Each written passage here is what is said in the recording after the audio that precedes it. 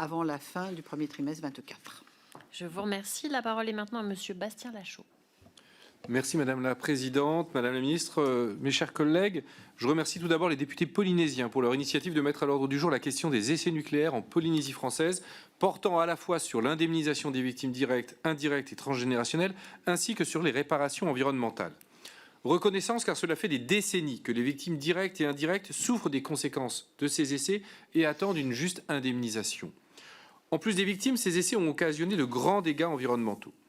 Ma question portera plus spécifiquement sur la dépollution de l'atoll d'Ao, qui a abrité un centre de logistique de suivi des essais nucléaires, ce qui a engendré l'arrivée de 2500 personnes sur un lieu qui était habité auparavant par seulement 200 personnes. Cela a créé un bouleversement écologique majeur de l'écosystème, mais aussi économique et social. Aujourd'hui, il subsiste une pollution au plutonium liée à la piste aérienne qui a été construite à cette occasion.